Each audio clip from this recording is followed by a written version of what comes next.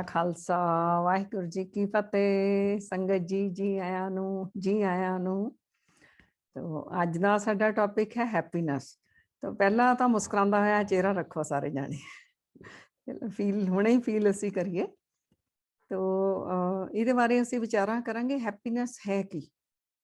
ਖੁਸ਼ੀ ਜਿਹਨੂੰ ਅਸੀਂ ਕਹਿੰਦੇ ਹਾਂ ਉਹ ਹੈ ਕੀ ਹੈ, ਔਰ ਇਸਦੇ ਫਾਇਦੇ ਕੀ ਨੇ? ਕਿਉਂ ਰਹੀਏ ਅਸੀਂ ਖੁਸ਼? ਕਿਉਂ ਇਹਦੀ ਸਾਰੀ ਤਲਾਸ਼ ਕਰਦੇ ਨੇ? ਇਹਦੇ ਫਾਇਦੇ ਕੀ ਨੇ ਔਰ ਇਹ ਮਿਲਦੀ ਕਿਵੇਂ ਹੈ? ਸੋ ਹੈਪੀਨੈਸ ਜਿਹੜੀ ਹੈ, ਕਿਸੇ ਬੰਦੇ ਨੂੰ ਪੁੱਛੋ ਵੀ ਤੇਰਾ ਗੋਲ ਕੀ ਹੈ, ਤਾਂ ਉਹ ਕਹੇਗਾ ਕਿ ਕੋਈ ਪੜ੍ਹਨ ਵਾਲਾ ਸਟੂਡੈਂਟ ਦੱਸੇਗਾ ਮੈਂ ਆਪਣਾ ਪੜ੍ਹਨਾ, ਮੇਰਾ ਉਹ ਗੋਲ ਹੈ, ਮੈਂ ਡਾਕਟਰ ਬਣਨਾ, ਮੈਂ ਇੰਜੀਨੀਅਰ ਬਣਨਾ, ਜਾਂ ਜੋ ਵੀ ਉਹਨੇ ਆਪਣਾ ਗੋਲ ਰੱਖਿਆ ਹੋਵੇਗਾ। ਬਿਜ਼ਨਸਮੈਨ ਨੂੰ ਪੁੱਛੋ, ਉਹ ਕਹਿੰਦਾ ਮੇਰੀ ਇੰਨਾ ਪੈਸਾ ਕਮਾਵਾਂ, ਮੈਂ ਬਿਲੀਅਨਰ ਹੋ ਜਾਵਾਂ। ਕਿਸੇ ਹੋਰ ਨੂੰ ਪੁੱਛੋ ਜੋ ਵੀ ਜ਼ਿੰਦਗੀ ਦੇ ਆਪਣੇ, ਕਿਸੇ ਨੇ ਕਹਾ ਵੱਡੀ ਕਾਰ ਲੈਣੀ, ਮੇਰੇ ਕੋਲ ਵੱਡਾ ਘਰ ਹੋਣਾ ਚਾਹੀਦਾ, ਲਗਜ਼ਰੀ ਲਾਈਫ ਹੋਣੀ ਚਾਹੀਦੀ ਹੈ। ਫਿਰ ਉਹ ਪੁੱਛੋ ਵੀ ਇਹ ਤੈਨੂੰ ਸਾਰਾ ਕੁਝ ਕਿਉਂ ਚਾਹੀਦਾ? ਉਹ ਕਹਿੰਦੇ ਨੇ ਖੁਸ਼ ਹੋਣ ਦੇ ਲਈ।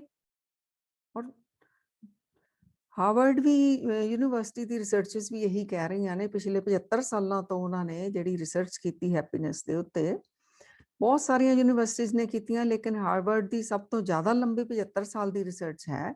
ਤਾਂ ਉਹ ਕਹਿੰਦੇ ਨੇ ਕਿ ਜਿਹੜਾ ਬੰਦੇ ਦਾ ਫਸਟ ਤੇ ਲਾਸਟ ਗੋਲ ਜਿਹੜਾ ਉਹ ਹੈਪੀਨੈਸ ਹੀ ਹੈ। ਐਕਚੁਅਲੀ ਹਰ ਚੀਜ਼ ਦੇ ਵਿੱਚ ਲੱਭਦਾ ਖੁਸ਼ੀ ਹੀ ਹੈ। ਸੋ ਇਹ ਖੁਸ਼ੀ, ਇਹ ਹੈਪੀਨੈਸ ਹੀ ਹੈ ਕੀ? ਇਹ ਹੈ ਇੱਕ ਸਟੇਟ ਆਫ ਮਾਈਂਡ, ਸਾਡੇ ਮਨ ਦੀ ਅਵਸਥਾ ਹੈ, ਜਿਹਦੇ ਵਿੱਚ ਬੰਦਾ ਜੋਏ, ਕੰਟੈਂਟਮੈਂਟ ਫੀਲ ਕਰਦਾ। ਇਹ ਅਸੀਂ ਨੋਟ ਕਰਨੀਆਂ ਇਹ ਚੀਜ਼ਾਂ ਵੀ, ਕੀ ਉਹ ਫੀਲਿੰਗ ਹੈ ਜਿਹਨੂੰ ਖੁਸ਼ੀ ਕਹਿੰਦੇ ਨੇ, ਜਿਹਨੂੰ ਸਹੀ ਮਾਇਨੇ 'ਚ ਖੁਸ਼ੀ ਕਹਿੰਦੇ ਨੇ। ਉਹਦੇ ਵਿੱਚ ਜੋਏ, ਕੰਟੈਂਟਮੈਂਟ ਫੀਲ ਕਰਦਾ, ਔਰ ਜੋ ਉਹਦੇ ਪ੍ਰੈਜ਼ੈਂਟ ਦੇ ਸਰਕਮਸਟੈਂਸਸ ਨੇ ਉਹਦੇ ਵਿੱਚ ਉਹ ਸੈਟਿਸਫਾਈਡ ਆ। ਜਦੋਂ ਇਹ ਫੀਲਿੰਗ ਹੁੰਦੀਆਂ ਉਦੋਂ ਖੁਸ਼ੀ ਵਾਲੀ ਅੰਦਰੋਂ ਜਿਹੜੀ ਆ ਨਾ, ਉਹ ਸਾਡੇ ਇਮੋਸ਼ਨਸ ਜਿਹੜੇ ਨੇ ਖੁਸ਼ ਵਾਲੇ ਹੁੰਦੇ ਨੇ।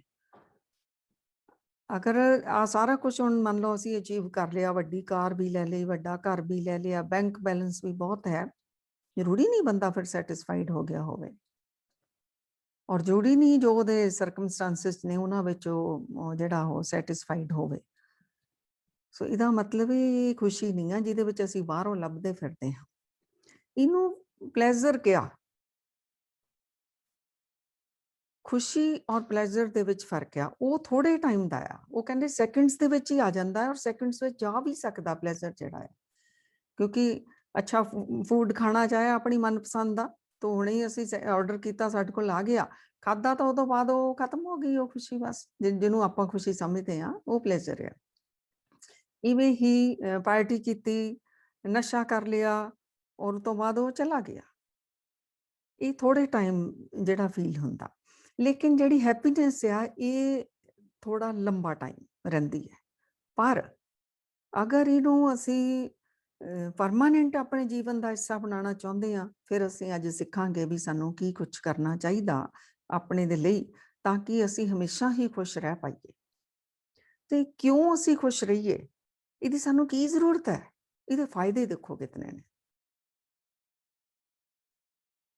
ਹਾਰਵਰਡ ਯੂਨੀਵਰਸਿਟੀ ਦੀ ਜਿਹੜੀ 75 ਸਾਲਾਂ ਦੀ ਰਿਸਰਚ ਹੈ, ਉਸ ਤੋਂ ਬਾਅਦ ਉਹਨਾਂ ਨੇ ਦੱਸਿਆ ਵੀ ਜਿਹੜੇ ਖੁਸ਼ ਲੋਕ ਨੇ, ਜਿਹੜੇ ਖੁਸ਼ ਰਹਿੰਦੇ ਨੇ, ਉਹ ਲਾਈਫ ਦੇ ਵਿੱਚ ਜ਼ਿਆਦਾ ਸਕਸੈਸਫੁਲ ਹੋਏ ਨੇ। ਉਹਨਾਂ ਦੀਆਂ ਰਿਸਰਚਸ ਦੱਸ ਰਹੀਆਂ ਨੇ, ਔਰ ਜ਼ਿੰਦਗੀ ਦੇ ਹਰ ਪਹਿਲੂ ਦੇ ਵਿੱਚ ਉਹ ਕਾਮਯਾਬ ਰਹੇ ਨੇ। ਚਾਹੇ ਉਹਨਾਂ ਦਾ ਹਸਬੈਂਡ ਵਾਈਫ ਦਾ ਰਿਲੇਸ਼ਨ ਸੀ, ਮਤਲਬ ਮੈਰਿਜ ਲਾਈਫ ਉਹਨਾਂ ਦੀ, ਚਾਹੇ ਉਹਨਾਂ ਦੇ ਦੋਸਤਾਂ ਦੇ ਨਾਲ ਜਿਹੜੇ ਰਿਸ਼ਤੇ ਸਨ, ਫਰੈਂਡਸ਼ਿਪ ਉਹਨਾਂ ਦੀ ਅੱਛੀ ਰਹੀ, ਉਹਨਾਂ ਦੀ ਇਨਕਮ ਵੀ ਅੱਛੀ ਹੋਈ। ਜਿਹੜੇ ਖੁਸ਼ ਲੋਕ ਸਨ, ਕਿਉਂਕਿ ਖੁਸ਼ ਹੋ ਕੇ ਕੰਮ ਕਰਦੇ ਸਨ, ਉਹਨਾਂ ਦੀ ਇਨਕਮ ਵੀ ਅੱਛੀ ਹੋਈ, ਔਰ ਉਹਨਾਂ ਦਾ ਕੰਮ ਕਰਨ ਦੇ ਵਿੱਚ ਜਿਹੜੀ ਵਰਕ ਪਰਫਾਰਮੈਂਸ ਸੀ ਉਹ ਵੀ ਬਹੁਤ ਵਧੀਆ ਰਹੀ, ਔਰ ਰਹਿੰਦੀ ਵੀ ਹੈ।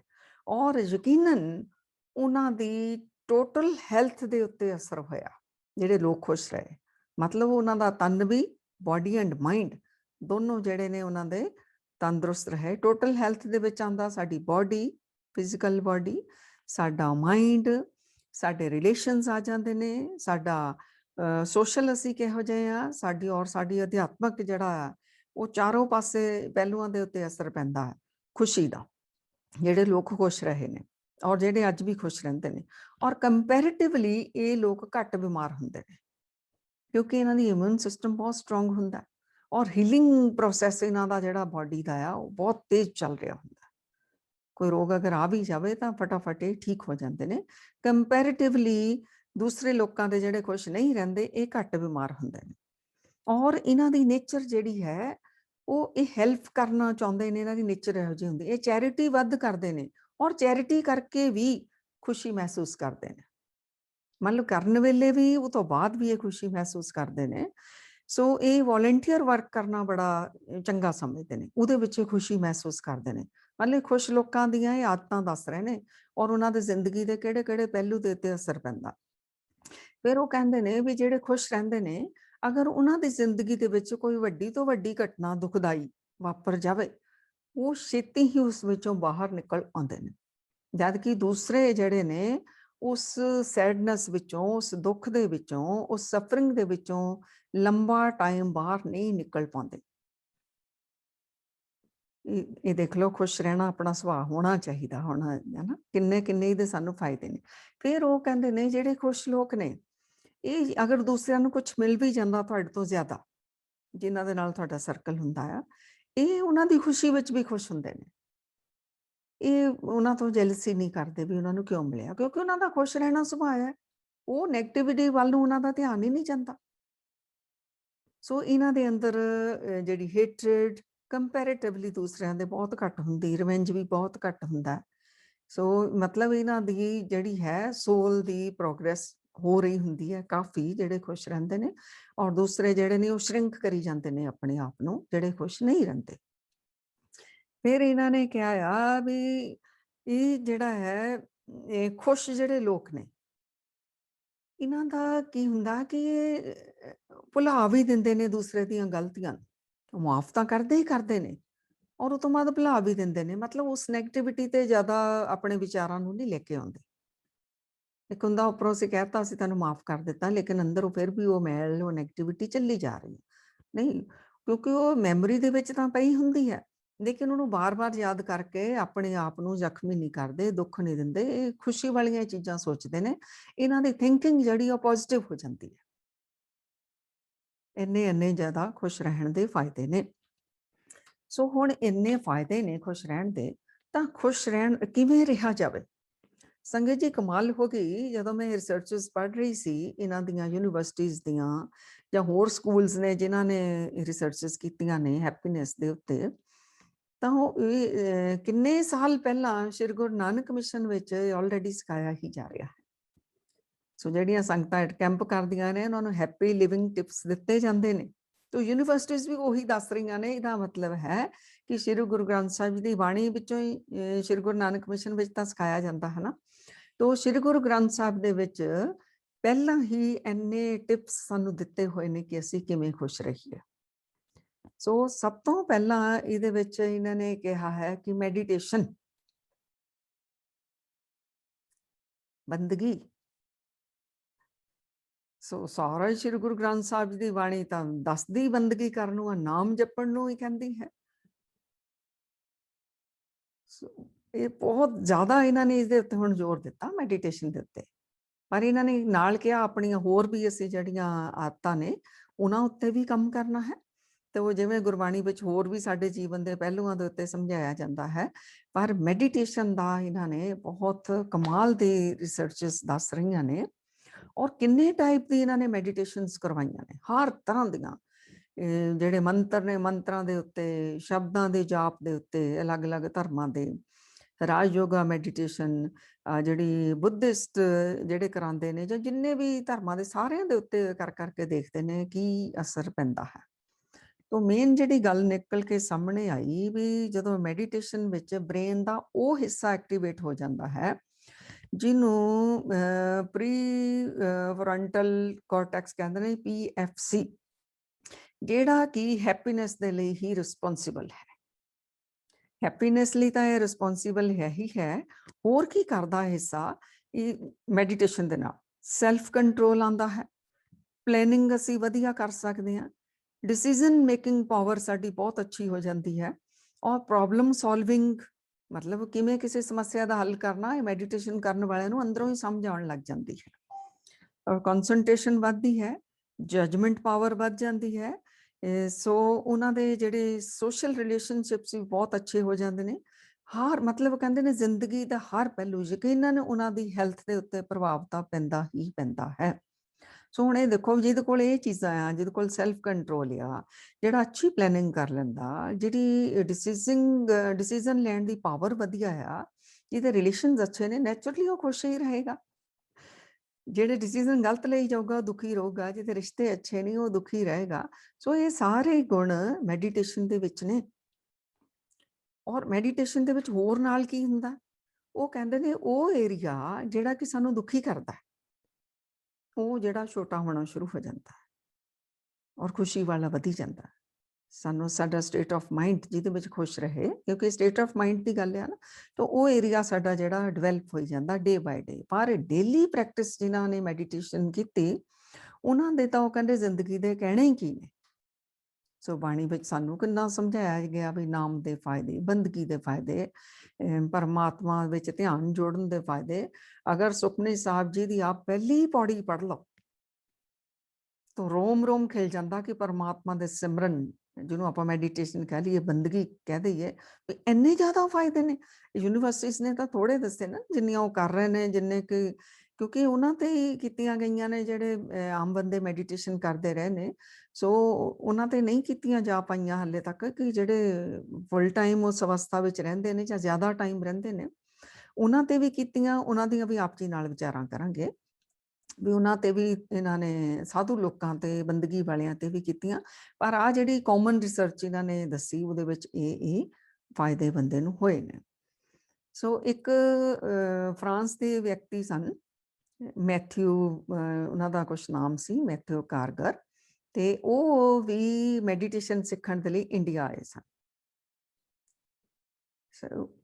ਜਦੋਂ ਇੰਡੀਆ ਦੇ ਵਿੱਚ ਉਹਨਾਂ ਨੂੰ ਪਤਾ ਲੱਗਿਆ ਵੀ ਇੱਥੇ ਸਿਖਾਈ ਜਾਂਦੀ ਹੈ, ਸੋ ਨੇਪਾਲ ਦੇ ਵਿੱਚ ਪਹੁੰਚੇ ਨੇ ਉਹ। ਤਾਂ ਉਹਨਾਂ ਦੇ ਕੋਲ ਉਹਨਾਂ ਨੇ ਮੈਡੀਟੇਸ਼ਨ ਸਿੱਖੀ ਔਰ ਉਹਨਾਂ ਨੇ ਫਿਰ ਆਪਣਾ ਦੱਸਿਆ ਜੀਵਨ ਦਾ ਕਿ ਮੈਂ ਜਦੋਂ ਦਾ ਵੀ ਇੰਡੀਆ ਦੇ ਵਿੱਚ ਆਇਆ, ਮੈਡੀਟੇਸ਼ਨ ਸਿੱਖੀ ਆਪਣੇ ਗੁਰੂ ਤੋਂ, ਤਾਂ ਮੈਂ ਜੀਵਨ ਵਿੱਚ ਕਦੀ ਵੀ ਦੁਖੀ ਨਹੀਂ ਹੋਇਆ, ਹਮੇਸ਼ਾ ਹੀ ਖੁਸ਼ ਰਿਹਾ। ਸਿਰਫ 19 ਸਾਲਾਂ ਬਾਅਦ, ਗੁਰੂ ਤੋਂ ਮੈਡੀਟੇਸ਼ਨ ਸਿੱਖਣ ਤੋਂ ਬਾਅਦ 19 ਸਾਲਾਂ ਬਾਅਦ ਮੈਂ ਇੱਕ ਵਾਰ ਦੁਖੀ ਹੋਇਆ, ਉਹ ਵੀ ਜਦੋਂ ਮੇਰੇ ਗੁਰੂ ਦੀ ਡੈਥ ਹੋਈ। ਉਸ ਤੋਂ ਬਾਅਦ ਫਿਰ ਨਹੀਂ ਮੈਂ ਕਦੀ ਦੁਖੀ ਹੋਇਆ। ਸੋ ਐਡਾ ਲੰਬਾ ਜੀਵਨ ਉਹਨਾਂ ਦਾ, 1972 ਤੋਂ ਲੈ ਕੇ ਹੁਣ ਤੱਕ ਉਹ ਕਦੀ ਦੁਖੀ ਨਹੀਂ ਹੋਏ, ਖੁਸ਼ ਰਹੇ ਹਮੇਸ਼ਾ ਹੀ। ਫਿਰ ਉਹਨਾਂ ਦੇ ਉੱਤੇ ਰਿਸਰਚਸ ਕੀਤੀਆਂ ਗਈਆਂ 12 ਸਾਲ ਲਗਾਤਾਰ।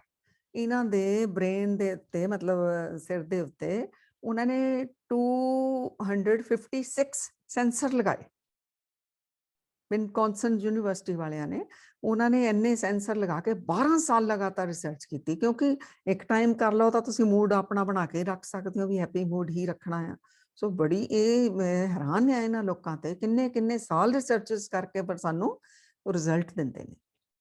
12 ਸਾਲ ਰਿਸਰਚ ਕੀਤੀ ਤਾਂ ਫਿਰ ਪਤਾ ਚੱਲਿਆ ਵੀ ਜਦੋਂ ਡੀਪ ਮੈਡੀਟੇਸ਼ਨ ਵਿੱਚ ਚਲੇ ਜਾਂਦੇ ਨੇ ਤੇ ਜਿਹੜੀਆਂ ਗਾਮਾ ਵੇਵਸ ਜਿਹੜੀਆਂ ਉਹਨਾਂ ਦੀਆਂ ਉਹ ਨਿਕਲਦੀਆਂ ਨੇ, ਕਿਉਂਕਿ ਸਾਡੇ ਬ੍ਰੇਨ ਦੇ ਪੈਟਰਨ ਨੇ, ਵੇਵਸ ਨਿਕਲਦੀਆਂ ਨੇ। ਆਮ ਬੰਦਾ ਵੀ ਜਦੋਂ ਮੈਡੀਟੇਸ਼ਨ ਵਿੱਚ ਜਾਂਦਾ, ਆਮ ਦਾ ਮਤਲਬ, ਆਮ ਖਾਸ ਤੋਂ ਮਤਲਬ ਇਹ ਹੈ ਕਿ ਜਿਹੜਾ ਥੋੜਾ ਟਾਈਮ ਵੀ ਆਪਣੀ ਕਨਸੈਂਟਰੇਸ਼ਨ ਬਣਾ ਲੈਂਦਾ ਹੈ, ਉਹਦਾ ਵੀ ਜਿਹੜੀਆਂ ਬ੍ਰੇਨ ਦੀਆਂ ਵੇਵਸ ਨੇ, ਵੈਸੇ ਤਾਂ ਬੀਟਾ 'ਚ ਚੱਲ ਰਹੀਆਂ ਹੁੰਦੀਆਂ ਨੇ ਸਾਰਿਆਂ ਦੀਆਂ, ਉਹ ਐਲਫਾ, ਐਲਫਾ ਤੋਂ ਥੀਟਾ, ਥੀਟਾ ਤੋਂ ਡੈਲਟਾ, ਔਰ ਇਹਨਾਂ ਦੀਆਂ ਇਹ ਜਿਹੜੇ ਸਾਧੂ ਨੇ ਜਿਨ੍ਹਾਂ ਦੀ ਮੈਥਿਊ ਹੋਣਾ ਦੀ ਗੱਲ ਕੀਤੀ ਜਾ ਰਹੀ ਹੈ, ਇਹਨਾਂ ਦੀਆਂ ਗਾਮਾ ਵੇਵਸ ਜਿਹੜੀਆਂ ਨਿਕਲਣੀਆਂ ਸ਼ੁਰੂ ਹੋ ਜਾਂਦੀਆਂ ਨੇ, ਜਿਹੜੀਆਂ ਕਿ ਰਿਸਰਚਰਸ ਕਹਿ ਰਹੀਆਂ ਨੇ ਕਿ ਰੇਅਰ ਹੀ ਕਿਸੇ ਦੇ ਨਿਕਲਦੀਆਂ ਨੇ।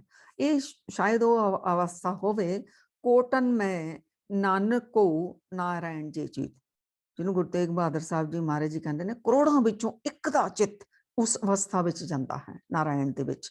ਮਤਲਬ ਜਿੱਥੇ ਬਿਲਕੁਲ ਡੀਪਲੀ ਜੁੜ ਜਾਂਦਾ ਹੈ ਬੰਦੇ ਦਾ ਮਨ ਉਸ ਪਾਰ ਬ੍ਰਹਮ ਪਰਮਾਤਮਾ ਦੇ ਨਾਲ। ਸੋ ਇਹ ਫਿਰ ਕਿਉਂ ਨਾ ਅਸੀਂ ਵੱਧ ਤੋਂ ਵੱਧ ਮੈਡੀਟੇਸ਼ਨ ਕਰੀਏ ਸੰਗਤ ਜੀ, ਔਰ ਜਿੰਨਾ ਟਾਈਮ ਬੈਠੀਏ ਇਕਾਗਰਤਾ ਬਣਾਉਣ ਦੀ ਕੋਸ਼ਿਸ਼ ਕਰੀਏ। ਜਦੋਂ ਸਾਨੂੰ ਇੰਨੇ ਫਾਇਦੇ ਪਤਾ ਚੱਲ ਗਏ ਨੇ ਮੈਡੀਟੇਸ਼ਨ ਦੇ, ਔਰ ਸ਼੍ਰੀ ਗੁਰੂ ਗ੍ਰੰਥ ਸਾਹਿਬ ਜੀ ਤਾਂ ਸਾਨੂੰ ਰੋਜ਼ ਹੀ ਯਾਦ ਕਰਾਈ ਜਾਂਦੇ ਨੇ ਔਰ ਆਪ ਜੀ ਨੂੰ ਬੇਨਤੀ ਕਰਾਂਗੇ ਸੁਖਮਨੀ ਸਾਹਿਬ ਜੀ ਦੀ ਪਹਿਲੀ ਅਸ਼ਟਪਦੀ ਜ਼ਰੂਰ ਪੜ੍ਹਿਓ ਵਿਦ ਮੀਨਿੰਗ, ਜਿਹਦੇ ਵਿੱਚ ਸਿਮਰਨ ਦੀਆਂ ਇੰਨੀਆਂ ਬਰਕਤਾਂ ਨੇ। ਸਾਰੀ ਬਾਣੀ ਸਿਮਰਨ ਦੀਆਂ ਬਰਕਤਾਂ ਦੱਸ ਰਹੀ ਹੈ, ਪਰ ਉਹ ਅਸੀਂ ਉਹ ਚਾਹੁੰਦੇ ਹਾਂ ਅਸੀਂ ਸਾਰਾ ਕੁਝ ਉਹ ਜੀਵਨ ਵਿੱਚ ਸਾਡੇ ਹੋਵੇ, ਔਰ ਸਾਨੂੰ ਬਾਣੀ ਦੱਸ ਰਹੀ ਹੈ ਤੂੰ ਪਰਮਾਤਮਾ ਨਾਲ ਜੁੜ ਜਾ ਤੇ ਤੇਰਾ ਜਿਹੜਾ ਇਹ ਤੇਰਾ ਲੋਕ ਵੀ ਸੁਖੀ ਰਹੇਗਾ, ਤੇਰਾ ਪਰਲੋਕ ਵੀ ਸੁਹੇਲਾ ਰਹੇਗਾ, ਹੈ ਨਾ, ਤਾਂ ਤੇਰਾ ਗਿਆਨ ਸੱਚਾ ਵੀ ਤੇਰੇ ਅੰਦਰ ਜਾਗਰਤ ਹੋ ਜਾਵੇਗਾ। ਸੋ ਦੂਸਰੀ ਗੱਲ ਜਿਹੜੀਆਂ ਮਿਸ਼ਨ ਵਿੱਚ ਸਿਖਾਈਆਂ ਜਾਂਦੀਆਂ ਨੇ ਸ਼੍ਰੀ ਗੁਰੂ ਨਾਨਕ ਮਿਸ਼ਨ ਵਿੱਚ, ਉਹੀ ਗੱਲਾਂ ਜਿਹੜੀਆਂ ਯੂਨੀਵਰਸਿਟੀਜ਼ ਵਾਲੇ ਵੀ ਅੱਜ ਸਿਖਾਉਣ ਲੱਗ ਗਏ ਨੇ ਰਿਸਰਚਸ ਕਰ ਕਰਕੇ। ਉਹ ਕਹਿੰਦੇ ਨੇ ਐਕਸੈਪਟੈਂਸ, ਭਾਣਾ ਮੰਨਣਾ, ਰਜ਼ਾ ਵਿੱਚ ਰਾਜੀ ਰਹਿਣਾ। ਇਹ ਗੁਰੂ ਨਾਨਕ ਸੱਚੇ ਪਾਤਸ਼ਾਹ ਜੀ ਨੇ ਤਾਂ ਸਾਰੇ ਸੰਸਾਰ ਨੂੰ ਸੁਨੇਹਾ ਦੇ ਦਿੱਤਾ, ਜੀਵ ਆਤਮਾ ਅਗਰ ਤੂੰ ਪਰਮਾਤਮਾ ਨਾਲ ਜੁੜਨਾ ਹੈ, ਅਗਰ ਤੂੰ ਜਨਮਾਂ ਜਨਮਾਂ ਦੀਆਂ ਮੈਲਾਂ ਉਤਾਰਨੀਆਂ ਨੇ, ਅਗਰ ਤੂੰ ਸ਼ੁੱਧ ਪਵਿੱਤਰ ਖਾਲਸ ਹੋਣਾ ਹੈ, ਕਿਵ ਸਚਿਆਰਾ ਹੋਈਐ, ਕਿਵ ਕੂੜਾ ਟੁੱਟੈ ਪਾਲ, ਹੁਕਮ ਰਜਾਈ ਚੱਲਣਾ ਨਾਨਕ ਲਿਖਿਆ ਨਾਲ। ਫਿਰ ਤੂੰ ਰੱਬ ਦੀ ਰਜ਼ਾ ਵਿੱਚ ਰਾਜੀ ਹੋ ਜਾ ਜੀਵ ਆਤਮਾ। ਹੁਣ ਇਹ ਦੱਸੋ ਸੰਗਤ ਜੀ, ਜਿਹੜਾ ਰਜ਼ਾ ਵਿੱਚ ਰਾਜੀ ਹੈ ਉਹ ਦੁਖੀ ਥੋੜੀ ਹੋਵੇਗਾ, ਉਹ ਖੁਸ਼ ਰਹੇਗਾ, ਔਰ ਜਿਹੜਾ ਨਹੀਂ ਰਾਜੀ ਉਹ ਤਾਂ ਦੁਖੀ ਵੀ ਰਹੇਗਾ। ਸੋ ਜਦੋਂ ਨਹੀਂ ਰਾਜੀ ਸਾਡੇ ਕੋਲ ਰਿਹਾ ਜਾਂਦਾ, ਉਦੋਂ ਅਸੀਂ ਅਰਦਾਸ ਕਰਕੇ ਤਾਕਤ ਮੰਗਣ ਲੱਗ ਜਾਂਦੇ ਹਾਂ। ਉਹ ਵੀ ਜੁੜਦੇ ਅਸੀਂ ਰੱਬ ਨਾਲ ਹੀ ਹੈ, ਉਦੋਂ ਤਾਕਤ ਮੰਗਣੀ, ਕਿਉਂਕਿ ਸਾਡਾ ਮਨ ਏਡੀ ਉੱਚੀ ਅਵਸਥਾ ਵਾਲਾ ਨਹੀਂ, ਪਰ ਤਾਕਤ ਮੰਗੀ ਜਾਣੀ ਆ। ਫਿਰ ਮੈਡੀਟੇਸ਼ਨ, ਫਿਰ ਬੰਦਗੀ, ਫਿਰ ਸੰਗਤ, ਇਹ ਕੁਛ ਅਸੀਂ ਕਰੀ ਜਾਣਾ। ਗੁਰੂ ਨਾਨਕ ਸੱਚੇ ਪਾਤਸ਼ਾਹ ਜੀ ਤਾਂ ਕਹਿੰਦੇ ਨੇ ਜੀਵਨ ਇਸ ਤਰ੍ਹਾਂ ਜੀਵੋ ਜਿਸ ਤਰ੍ਹਾਂ ਦਾ ਵੀ ਪਰਮਾਤਮਾ ਨੇ ਸਾਨੂੰ ਦਿੱਤਾ ਹੋਇਆ ਹੈ ਜੀਵਨ ਨਾ, ਇਹਨੂੰ ਖਿੜੇ ਮੱਥੇ ਸਵੀਕਾਰ ਕਰ ਲਈ, ਜਿਸ ਤਰ੍ਹਾਂ ਦਾ ਵੀ। ਔਰ ਸਭ ਤੋਂ ਪਹਿਲਾਂ ਆਪਣੇ ਆਪ ਨੂੰ ਸਵੀਕਾਰ ਕਰੀਏ, ਐਕਸੈਪਟੈਂਸ ਸਭ ਤੋਂ ਪਹਿਲਾਂ ਆਪਣੇ ਆਪ ਦੇ ਲਈ। ਕਿਸੇ ਨੂੰ ਆਪਣਾ ਸਰੀਰ ਪਸੰਦ ਨਹੀਂ, ਹੈ ਨਾ, ਕੋਈ ਕਹਿੰਦਾ ਮੈਂ ਜ਼ਿਆਦਾ ਲੰਬਾ, ਮੇਰਾ ਰੰਗ ਇਸ ਤਰ੍ਹਾਂ ਦਾ, ਮੇਰੀ ਸ਼ੇਪ ਇਸ ਤਰ੍ਹਾਂ ਦੀ ਹੈ ਨਾ, ਤੇ ਮੇਰੇ ਨੈਣ ਨਕਸ਼ ਨਹੀਂ ਸੋਹਣੇ, ਪਤਾ ਨਹੀਂ ਕੀ ਕੁਛ ਅਸੀਂ ਕਹਿੰਦੇ। ਪਹਿਲਾਂ ਤਾਂ ਆਪਣੇ ਆਪ ਨੂੰ ਐਕਸੈਪਟ ਕਰੀਏ, ਫਿਰ ਜਿਹੜੇ ਸਾਨੂੰ ਪੇਰੈਂਟਸ ਮਿਲੇ ਨੇ, ਪਰਿਵਾਰ ਮਿਲਿਆ, ਫਰੈਂਡਸ ਮਿਲੇ ਨੇ, ਭੈਣ ਭਰਾ ਰਿਸ਼ਤੇਦਾਰ ਮਿੱਤਰ, ਫਿਰ ਐਨਵਾਇਰਨਮੈਂਟ, ਸਰਕਮਸਟੈਂਸਸ, ਜਿਸ ਦੇਸ਼ ਵਿੱਚ ਅਸੀਂ ਪੈਦਾ ਹੋਏ, ਜਿਸ ਧਰਮ ਵਿੱਚ ਅਸੀਂ ਪੈਦਾ ਹੋਏ। ਸੋ ਇੱਦਾਂ ਇਹ ਸਵੀਕਾਰ ਕਰਦਿਆਂ ਕਰਦਿਆਂ ਕਰਦਿਆਂ ਕਰਦਿਆਂ ਪੂਰੇ ਸੰਸਾਰ ਨੂੰ ਅਸੀਂ ਸਵੀਕਾਰ ਕਰੀਏ। ਸੋ ਪਰਮਾਤਮਾ ਦੇ ਦਿੱਤੇ ਹੋਏ ਜੀਵਨ ਨੂੰ ਖਿੜੇ ਮੱਥੇ ਸਵੀਕਾਰ ਕਰ ਲੈਣਾ। ਸੋ ਇਹ ਖੁਸ਼ ਰਹਿਣ ਦਾ ਜਿਹੜਾ ਹੈ ਇੱਕ ਕਲਾ ਹੈ, ਕਿਉਂਕਿ ਇਹ ਕਹਿੰਦੇ ਨੇ ਹੈਪੀਨੈਸ ਇੱਕ ਸਕਿੱਲ ਹੈ। ਇਹਦੇ ਉੱਤੇ ਵੀ ਸੰਗਤ ਜੀ ਰਿਸਰਚ ਹੋਈ ਸੀ, ਤਾਂ ਉਹ ਕਹਿ ਰਹੇ ਨੇ ਕਿ 40% ਜਿਹੜੀ ਹੈਪੀਨੈਸ ਆ, ਇਹਨੂੰ ਕੌਣ ਕੰਟਰੋਲ ਕਰਦਾ? ਸਾਡੇ ਥਾਟਸ, ਸਾਡਾ ਬਿਹੇਵੀਅਰ ਔਰ ਸਾਡੇ ਐਕਸ਼ਨਸ। 40%। 10% ਜਿਹੜਾ ਉਹ ਕਰਦੇ ਨੇ ਸਾਡੇ ਸਰਕਮਸਟੈਂਸਸ, ਔਰ 50% ਜੈਨੇਟਿਕ, ਮਤਲਬ ਜਿਹੜਾ ਸਾਡਾ ਜੀਨਸ ਤੋਂ ਹੀ ਸਾਡਾ ਜਿਹੜਾ ਸਿਸਟਮ ਬਣਿਆ ਹੋਇਆ।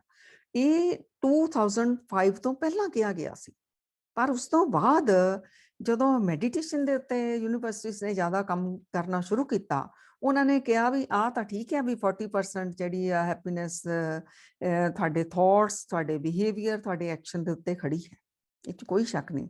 10% ਹੈਗੀ ਤੁਹਾਡੇ ਸਰਕਮਸਟੈਂਸ, ਪਰ ਆ ਜਿਹੜਾ 50% ਤੁਸੀਂ ਕਿਹਾ ਸੀ ਜੈਨੇਟਿਕ, ਨਹੀਂ, ਉਹ ਕਹਿੰਦੇ ਮੈਡੀਟੇਸ਼ਨ ਦੇ ਥਰੂ ਇਹ ਚੇਂਜ ਹੋ ਸਕਦਾ ਹੈ। ਸੋ ਇਹਦਾ ਮਤਲਬ ਤੁਸੀਂ 100% 90% ਹੈਪੀਨੈਸ ਅਸੀਂ ਜਿਹੜਾ ਉਹ ਲੈ ਸਕਦੇ ਹਾਂ, ਆਪਣੀਆਂ ਆਦਤਾਂ ਬਦਲ ਕੇ, ਸੁਭਾਅ ਬਦਲ ਕੇ ਔਰ ਬੰਦਗੀ ਕਰਕੇ। ਤਾਂ ਕਿੱਡੀ ਕਮਾਲ ਦੀ ਗੱਲ ਹੈ ਸੰਗਤ ਜੀ। ਸੋ ਹੁਣ ਅਗਲੀ ਗੱਲ ਜਿਹੜੀ ਆ ਗਈ ਉਹ ਹੈਗੀ ਹੈ ਪੋਜ਼ਿਟਿਵ ਥਿੰਕਿੰਗ, ਚੜ੍ਹਦੀਆਂ ਕਲਾ ਵਾਲੀ ਸੋਚ। ਹਰ ਵਕਤ ਆਪਣੀ ਸੋਚ ਨੂੰ ਚੜ੍ਹਦੀਆਂ ਕਲਾ ਵਿੱਚ ਰੱਖਣਾ, ਇਹ ਆਪਣੀ ਅਸੀਂ ਭਾਗਾਂ ਵਾਲੇ ਹਾਂ। ਸਾਨੂੰ ਗੁਰਬਾਣੀ ਵਿੱਚ, ਸਾਨੂੰ ਇਤਿਹਾਸ ਵਿੱਚੋਂ, ਸਾਨੂੰ ਗੁਰੂ ਸਾਹਿਬ ਜੀ, ਸਾਡੇ ਗੁਰਸਿੱਖ ਸਾਨੂੰ ਇਹੀ ਸਿਖਾਉਂਦੇ ਰਹੇ ਨੇ, ਭਾਈ ਚੜ੍ਹਦੀਆਂ ਕਲਾ ਵਾਲੀ ਸੋਚ ਰੱਖੋ, ਪੋਜ਼ਿਟਿਵ ਥਿੰਕਿੰਗ ਰੱਖੋ ਹਰ ਹਾਲਾਤ, ਹਰ ਪਰਿਸਥਿਤੀ ਦੇ ਵਿੱਚ। ਸੰਗਤ ਜੀ, ਇਹ ਜੋ ਸਾਨੂੰ ਜੀਵਨ ਮਿਲਿਆ ਹੈ ਨਾ, ਇਹਦੇ ਵਿੱਚ ਕਦੇ ਦੁੱਖ ਵੀ ਆਉਣਗੇ, ਕਦੇ ਸੁੱਖ ਵੀ ਆਉਣਗੇ। ਇਹ ਵਿਧੀ ਦਾ ਵਿਧਾਨ ਹੈ। ਕਦੀ ਮਾਨ ਵਡਿੰਗੀਆਂ ਮਿਲ ਜਾਣਗੇ, ਕਦੀ ਕੋਈ ਸਾਡਾ ਅਪਮਾਨ ਵੀ ਕਰ ਸਕਦਾ ਹੈ, ਕਦੀ ਪ੍ਰੋਫਿਟ, ਕਦੀ ਲਾਸ, ਕਦੀ ਜੰਮਣਾ, ਕਦੀ ਮਰਨਾ, ਇਹ ਆਉਣਾ ਹੀ ਹੈ। ਸੋ ਇਹਦੇ ਹਰ ਹਾਲਾਤ, ਹਰ ਪਰਿਸਥਿਤੀ ਵਿੱਚ ਜਿਹੜਾ ਆਪਣੇ ਆਪ ਨੂੰ ਚੜ੍ਹਦੀਆਂ ਕਲਾ ਵਿੱਚ ਰੱਖ ਲੈਣਾ, ਪੋਜ਼ਿਟਿਵ ਥਿੰਕਿੰਗ। ਇਹਦੇ ਲਈ ਗੁਰਬਾਣੀ ਸਾਨੂੰ ਸਮਝਾਉਂਦੀ ਹੈ ਵੀ ਤੂੰ ਦੁਖੀ ਨਾ ਹੋ, ਕੁਛ ਵੀ ਬੁਰਾ ਨਹੀਂ ਹੋ ਰਿਹਾ। ਅਗਰ ਦੁੱਖ ਵੀ ਆਏ ਨਾ, ਕੇਤਿਆਂ ਦੁੱਖ ਭੂਖ ਸਦ ਮਾਰ, ਇਹ ਵੇ ਦਾਤ ਤੇਰੀ ਦਾਤਾਰ। ਇਹ ਪਰਮਾਤਮਾ ਇਹ ਤੇਰੀ ਦਾਤ ਹੈ। ਕਿਉਂ ਦਾਤ ਹੈ ਸੰਗਤ ਜੀ? ਨੂੰ ਅਸੀਂ ਆਪਣੇ ਮਾਈਂਡ ਨੂੰ ਟ੍ਰੇਨਡ ਕਰੀਏ। ਕਿਉਂ ਹੈ ਦਾਤ? ਕਿਉਂਕਿ ਜਦੋਂ ਦੁੱਖ ਆਉਂਦੇ ਨੇ ਨਾ ਜੀਵਨ ਦੇ ਵਿੱਚ, ਇੱਕ ਤਾਂ ਸਾਡੇ ਨੈਗੇਟਿਵ ਕਰਮ ਕੱਟੇ ਜਾਂਦੇ ਨੇ, ਜਿਹੜੇ ਅਸੀਂ ਕੁਝ ਗਲਤੀਆਂ ਕੀਤੀਆਂ ਹੁੰਦੀਆਂ ਨੇ। ਦੂਸਰਾ, ਸਾਡੀ ਅੰਦਰਲੀ ਸ਼ਕਤੀ ਜਾਗਰਤ ਹੁੰਦੀ ਹੈ। ਉਦੋਂ ਦੇਖੋ ਕਿੰਨਾ ਫਿਰ ਅਸੀਂ ਜਿਹੜਾ ਆਪਣੇ ਆਪ ਦੇ ਨਾਲ ਜੁੜਦੇ ਹਾਂ। ਹੁਣ ਅਸੀਂ ਕੀ ਕਰ ਸਕਦੇ ਹਾਂ ਨਾ, ਜਿਹੜਾ ਇਹਦਾ ਸੋਲੂਸ਼ਨ ਕੱਢਣ ਦੇ ਲਈ ਜੋ ਵੀ ਸਰਕਮਸਟੈਂਸਸ ਆਏ ਨੇ, ਸੋ ਸਾਡੀ ਇਨਰ ਸਟਰੈਂਥ ਜਾਗਦੀ ਹੈ। ਔਰ ਉਦੋਂ ਸਾਨੂੰ ਜਿਹੜਾ ਹੈ ਆਪਣੀਆਂ ਗਲਤੀਆਂ ਦੇ ਉੱਤੇ ਵੀ ਨਿਗਾਹ ਜਾਂਦੀ ਵੀ, ਕਿਉਂਕਿ ਬਾਣੀ ਵਿੱਚ ਦੱਸ ਦਿੱਤਾ ਵੀ ਜੋ ਤੂੰ ਬੀਜਿਆ ਉਹੀ ਤੇਰੇ ਕੋਲ ਆ ਰਿਹਾ ਫਲ। ਤਾਂ ਕਿਤੇ ਨਾ ਕਿਤੇ ਮੇਰੀ ਭੁੱਲ ਹੋਵੇਗੀ, ਗਲਤੀ ਹੋਵੇਗੀ, ਆਪਣੇ ਆਪ ਨੂੰ ਸੁਧਾਰਨ ਦਾ ਇੱਕ ਮੌਕਾ ਵੀ ਮਿਲਦਾ। ਸੋ ਦੁੱਖ ਜਦੋਂ ਆਉਂਦੇ ਨੇ ਉਦੋਂ ਤਾਂ ਅਸੀਂ ਪੋਲਿਸ਼ ਸਾਨੂੰ ਕੀਤਾ ਜਾਂਦਾ, ਸਾਨੂੰ ਰੀਵਾਈਵ ਕੀਤਾ ਜਾਂਦਾ, ਸਾਨੂੰ ਨਰਿਸ਼ ਕੀਤਾ ਜਾਂਦਾ ਇਹਦੇ ਨਾਲ।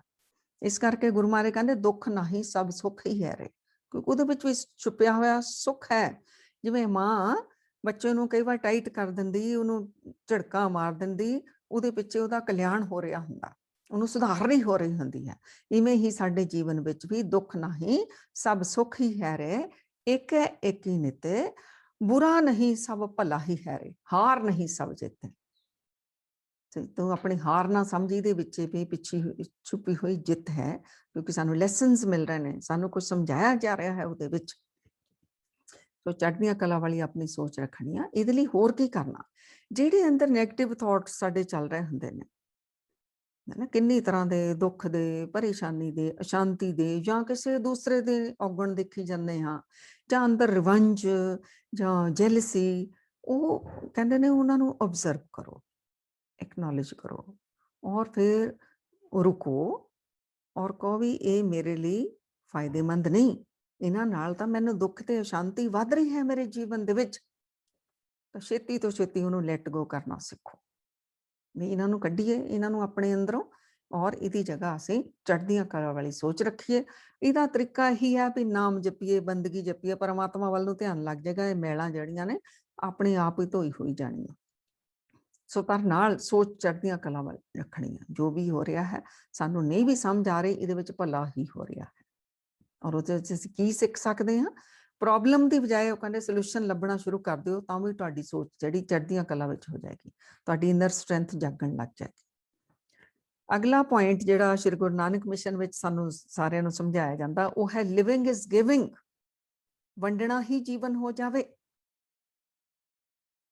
बाबे नानक ने 3 सिद्धांत दिते ने पूरे संसार नूं, सुच्ची किरत करनी, नाम जपना, जिहड़ी मैਡੀਟੇਸ਼ਨ ਦੀ ਅਸੀਂ ਗੱਲ ਕਰਕੇ हटे हाँ, हुण वंड के छकना जिहड़ा है ये सिद्धांत ही यही है। जिहड़ा दसवंध कड्ढण दा भी सिद्धांत बनाया गया सी, वो वंडना ही सानू सिखाया गया। गुरु नानक सच्चे पातशाह जी तां कहंदे ने, घाल खाए कि छत्थों दे, नानक राह पछाणे से। तू तां असली राह ही पछाण लऊंगा अपने कल्याण दा, ਜਦੋਂ ਤੂੰ ਹੱਥੀਂ ਕਿਰਤ ਕਰੇਂਗਾ ਔਰ ਫਿਰ ਵੰਡੇਂਗਾ। ਉਹਦੇ ਨਾਲ ਕੀ ਹੁੰਦਾ? ਸਾਡਾ ਕਨੈਕਸ਼ਨ ਜੁੜਦਾ ਸੁਸਾਇਟੀ ਨਾਲ, ਸੰਸਾਰ ਨਾਲ, ਦੁਨੀਆ ਦੇ ਨਾਲ। ਸੋ ਆਪਣਾਪਨ ਇੱਕ ਲੱਗਦਾ ਹੈ, ਕਿਉਂਕਿ ਗੁਰਮਤ ਵਿੱਚ ਕੋਈ ਵੰਡਣ ਦਾ ਮਤਲਬ ਕੋਈ ਹੰਕਾਰ ਨਹੀਂ, ਆਪਣੀ ਈਗੋ ਨਹੀਂ, ਉਹਦੇ ਵਿੱਚ ਉਹ ਵੀ ਮੇਰੇ ਹੀ ਨੇ ਸਾਰੇ। ਸੋ ਆਪਣਾ ਹੀ ਭਲਾ ਹੋ ਰਿਹਾ ਹੁੰਦਾ ਹੈ। ਸੋ ਇਹ ਜਿਹੜਾ ਇਹਦੇ ਉੱਤੇ ਯੂਨੀਵਰਸਿਟੀਜ਼ ਨੇ ਕੀ ਕੀਤਾ, ਇਹਨਾਂ ਨੇ ਇਹਨੂੰ ਐਕਟ ਆਫ ਕਾਈਂਡਨੈਸ ਦਾ ਦੇ ਦਿੱਤਾ ਟਾਈਟਲ, ਤੇ ਗਰੁੱਪ ਬਣਾਏ ਗਏ, ਤੇ 3 ਗਰੁੱਪ ਬਣਾਏ। ਇੱਕ ਗਰੁੱਪ ਨੂੰ ਕਿਹਾ ਕਿ ਤੁਸੀਂ ਕੁਛ ਆਪਣੇ ਲਈ ਅੱਛਾ ਕਰ ਲਓ, ਜੋ ਵੀ ਕਰ ਸਕਦੇ ਹੋ। ਇੱਕ ਨੂੰ ਕਿਹਾ ਗਿਆ ਵੀ ਤੁਸੀਂ ਦੂਸਰਿਆਂ ਲਈ ਜੋ ਵੀ ਕਰਨਾ ਚਾਹੁੰਦੇ ਹੋ ਤੁਹਾਡੀ ਮਰਜ਼ੀ ਆ, ਕੁਛ ਅੱਛਾ ਕਰੋ ਦੂਸਰੇ ਦੇ ਭਲੇ ਦੇ ਲਈ। ਤੀਸਰੇ ਨੂੰ ਕਿਹਾ ਜੋ ਵੀ ਤੁਸੀਂ ਕਰਨਾ ਚਾਹੁੰਦੇ ਹੋ ਕਰ ਲਓ। ਸੋ ਇਹ ਰਿਸਰਚਸ ਉਹਨਾਂ ਦੀਆਂ ਚੱਲੀਆਂ, ਤਾਂ ਹੈਰਾਨੀ ਇਤਨੀ ਹੋਈ, ਜਿਨ੍ਹਾਂ ਨੇ ਆਪਣੇ ਲਈ ਵੀ ਕੁਛ ਕੀਤਾ ਉਹਨਾਂ ਨੂੰ ਵੀ ਚੰਗਾ ਫੀਲ ਹੋਇਆ, ਖੁਸ਼ ਹੋਏ। ਜਿਨ੍ਹਾਂ ਨੇ ਵੈਸੇ ਕੀਤਾ ਉਹ ਘੱਟ ਖੁਸ਼ ਹੋਏ, ਕੁਛ ਕਰ ਲਿਆ ਚੰਗਾ, ਕੁਛ ਨਹੀਂ, ਆਪਣੀ ਮਰਜ਼ੀ ਰੱਖੀ। ਸੋ ਜਿਹੜੇ ਤੀਸਰੇ ਸਨ, ਜਿਨ੍ਹਾਂ ਨੂੰ ਕਿਹਾ ਵੀ ਤੁਸੀਂ ਸਿਰਫ ਦੂਸਰਿਆਂ ਦੇ ਲਈ ਹੀ ਭਲਾ ਕਰਨਾ ਹੈ ਤੇ ਕਰੋ ਜੋ ਮਰਜ਼ੀ, ਤੁਹਾਡੀ ਆਪਣੀ ਮਰਜ਼ੀ ਹੈ। ਕੋਈ ਹਸਪੀਟਲ ਵਿੱਚ ਚਲੇ ਗਏ ਵॉलंटियर ਵਰਕ ਕਰਨ ਦੇ ਲਈ, ਕੋਈ ਕਿਤੇ ਚਲੇ ਗਏ, ਕੋਈ ਕਿਤੇ ਚਲੇ ਗਏ, ਕਿਸੇ ਨੇ ਨੇਚਰ ਦੇ ਲਈ ਕੁਛ ਕੀਤਾ, ਪਲਾਂਟਸ ਲਗਾਏ, ਕੁਛ ਵੀ ਜੋ ਵੀ ਇੱਦਾਂ ਦਾ ਕੀਤਾ, ਕਿਸੇ ਦਾ ਦੁੱਖ ਸੁਣਿਆ, ਕਿਸੇ ਦੀ ਹੈਲਪ ਕੀਤੀ, ਕਿਸੇ ਨੂੰ ਗਰੋਸਰੀ ਲਿਆ ਕੇ ਦੇ ਦਿੱਤੀ, ਓਲਡ ਜਿਹੜੇ ਪਰਸਨ ਸਨ, ਜੋ ਵੀ ਉਹਨਾਂ ਨੂੰ ਜੋ ਚੰਗਾ ਲੱਗਿਆ ਉਹਨਾਂ ਨੇ ਕੀਤਾ। ਔਰ ਫਿਰ ਉਹਨਾਂ ਦੇ ਉੱਤੇ ਉਹ ਕੰਮ ਕਰਦੇ ਰਹੇ, ਉਹਨਾਂ ਨੇ ਦੇਖਿਆ ਕਿ ਲੰਬਾ ਟਾਈਮ ਖੁਸ਼ ਰਹੇ। ਜਿਨ੍ਹਾਂ ਨੇ ਆਪਣੇ ਲਈ ਕੁਝ ਚੰਗਾ ਕੀਤਾ ਉਹ ਥੋੜਾ ਟਾਈਮ ਖੁਸ਼ ਰਹੇ, ਜਿਨ੍ਹਾਂ ਨੇ ਦੂਸਰੇ ਲਈ ਕੁਝ ਚੰਗਾ ਕੀਤਾ ਉਹ ਲੰਬਾ ਟਾਈਮ ਖੁਸ਼ ਰਹੇ। ਜਦੋਂ ਕਰ ਰਹੇ ਸਨ ਉਹਨਾਂ ਲਈ ਚੰਗਾ ਉਦੋਂ ਵੀ ਖੁਸ਼ ਰਹੇ, ਉਸ ਤੋਂ ਬਾਅਦ ਵੀ ਜਦੋਂ ਉਹਨਾਂ ਨੂੰ ਯਾਦ ਆ ਜਾਂਦਾ ਸੀ ਫਿਰ ਵੀ ਉਹ ਖੁਸ਼ੀ ਹੀ ਫੀਲ ਕਰਦੇ ਸਨ। ਸੋ ਇਹ ਵੰਡ ਕੇ ਛਕਣ ਵਿੱਚ ਇੱਕ ਸੇਵਾ ਨਾਲ ਹੀ ਆ ਗਈ। ਵੰਡ ਕੇ ਛਕਣ ਦਾ ਮਤਲਬ ਹੀ ਹੈ ਸੇਵਾ ਕਰਨੀ, ਜਿਹੜੇ ਕਿ ਐਡੇ ਵੱਡੇ ਸਾਡੇ ਕੋਲ ਦੋ ਸਿਧਾਂਤ ਨੇ, ਸੇਵਾ ਅਤੇ ਸਿਮਰਨ। ਸੋ ਇਹ ਭਲਾਈ, ਜਿਹੜਾ ਸਰਬੱਤ ਦਾ ਭਲਾ ਮੰਗਣਾ ਕਰਨਾ ਪ੍ਰੈਕਟੀਕਲ, ਇਹਦੇ ਵਿੱਚ ਕਿੰਨਾ ਜ਼ਿਆਦਾ ਖੁਸ਼ੀ ਜਿਹੜੀ ਮਹਿਸੂਸ ਹੁੰਦੀ। ਸੰਗਤ ਜੀ ਤੁਸੀਂ ਦੇਖੋ, ਤੁਹਾਡੇ ਕੋਲ ਬਹੁਤ ਮਹਿਲਾਂ ਵਰਗਾ ਵੱਡਾ ਘਰ ਹੋਵੇ, ਵੱਡੀਆਂ ਤੋਂ ਵੱਡੀਆਂ ਗੱਡੀਆਂ ਜਿਹੜੀਆਂ ਅੱਜ ਦੀ ਦੁਨੀਆ ਦੀਆਂ ਮਹਿੰਗੀਆਂ ਮੰਨੀਆਂ ਜਾਂਦੀਆਂ ਨੇ ਉਹ ਵੀ ਤੁਹਾਡੇ ਕੋਲ ਹੋਣ, ਐਨੀ ਲਗਜ਼ਰੀ ਲਾਈਫ ਤੁਹਾਡੇ ਕੋਲ ਹੋਵੇ, ਫਿਰ ਵੀ ਉਹਨਾਂ ਗੱਡੀਆਂ ਵਿੱਚ ਬੈਠ ਕੇ, ਉਹਨਾਂ ਵੱਡੀਆਂ ਵੱਡੀਆਂ ਮਹਿਲਾਂ ਵਿੱਚ ਬੈਠ ਕੇ ਵੀ ਕਦੀ ਤੁਸੀਂ ਉੱਦਾਂ ਦੀ ਖੁਸ਼ੀ, ਉੱਦਾਂ ਦਾ ਸਕੂਨ ਨਹੀਂ ਮਹਿਸੂਸ ਕਰ ਪਾਏ ਹੋਣਗੇ ਜਿਹੋ ਜਿਹਾ ਕਿਸੇ ਲੋੜਵੰਦ ਦੀ ਹੈਲਪ ਕਰਕੇ ਤੁਸੀਂ ਅੰਦਰੋਂ ਇੱਕ ਖੁਸ਼ੀ, ਇੱਕ ਸਕੂਨ ਮਹਿਸੂਸ ਕਰ ਪਾਏ ਹੋਵੋਗੇ। ਇਹ ਖੁਦ ਵੀ ਨੋਟ ਕਰੋ। ਸੋ ਇਹ ਵੰਡਣਾ ਮਤਲਬ ਕੁਛ ਅੰਦਰੋਂ ਜਿਹੜਾ ਹੈ ਕਿਸੇ ਨਾਲ ਸਾਂਝ ਪੈਂਦੀ ਹੈ ਸਾਡੇ। ਗੁਰੂ ਨਾਨਕ ਸੱਚੇ ਪਾਤਸ਼ਾਹ ਜੀ ਤਾਂ ਕਹਿੰਦੇ ਨੇ, ਪੁੰਨ ਦਾਨ ਕਾ ਕਰੇ ਸਰੀਰ ਸੋ ਗਿਰਹੀ ਗੰਗਾ ਕਾ ਨੀਰ। ਜਿਹੜਾ ਗ੍ਰਸਤੀ ਆਪਣੇ ਸਰੀਰ ਦੇ ਨਾਲ ਪੁੰਨ ਦਾਨ ਕਰਦਾ ਹੈ, ਪੁੰਨ ਹੁੰਦਾ ਭਲਾ ਕਰਨਾ, ਦਾਨ ਹੁੰਦਾ ਕੁਛ ਵੰਡ ਲੈਣਾ, ਜਿਹੜਾ ਇਸ ਤਰ੍ਹਾਂ ਕਰਦਾ ਹੈ ਤਾਂ ਉਹ ਤਾਂ ਗ੍ਰਸਤੀ ਗੰਗਾ ਦੇ ਨੀਰ ਵਰਗਾ ਪਵਿੱਤਰ ਹੁੰਦਾ ਹੈ।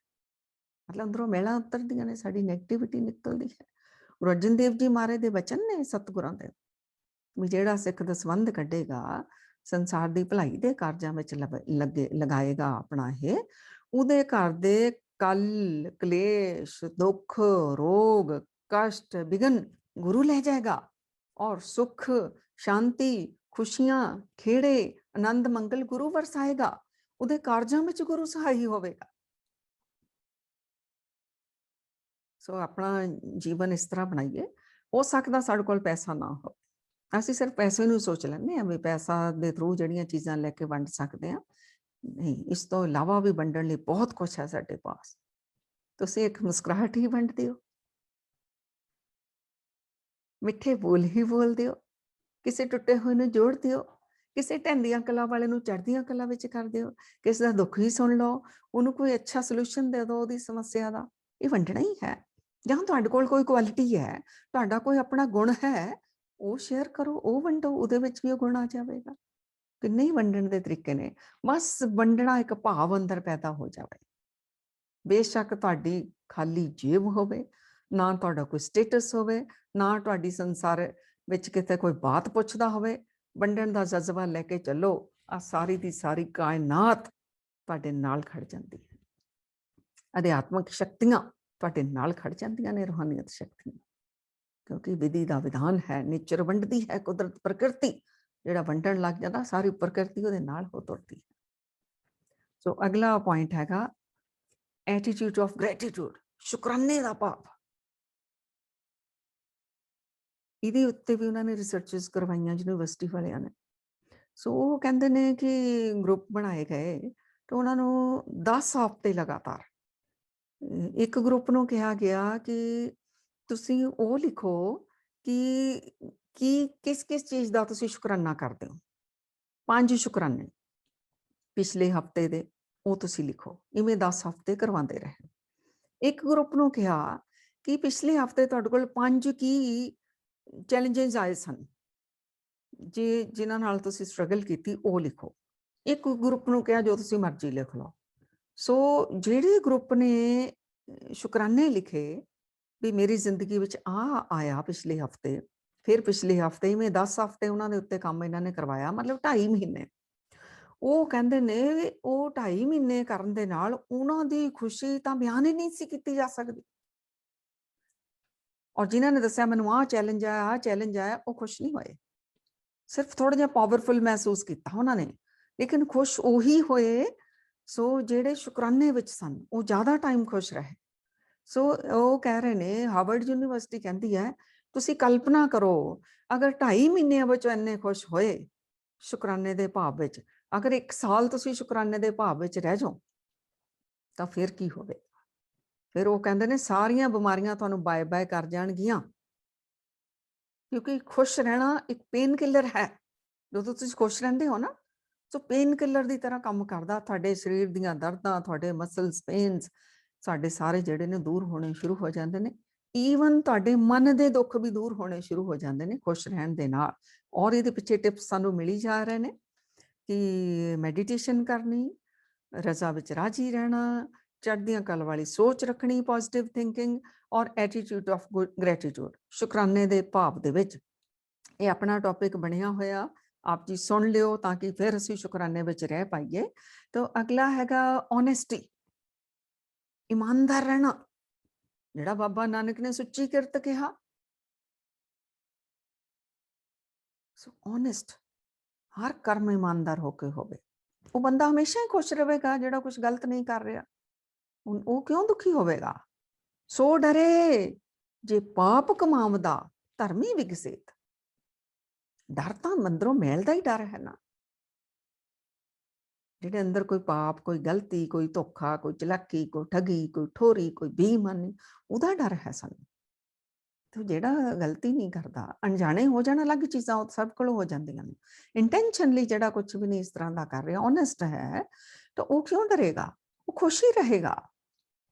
संगत जी, मैं तुहानू एक क्वेश्चन करती हूँ, तुहाडे कोल बेशुमार कीमती कोई चीज़ है, बहुत ही ज़्यादा कीमती, तुहाडे कोल दो बंदे ने, एक पता है भी ये चलाक है, ये चोरी कर सकता है, ठगी कर सकता है, चीट कर सकता, एक बंदा तुहाडे कोल ऑनेस्ट खड़ा, तुसीं किसनूं अपनी कीमती चीज़ देनी चाहोगे?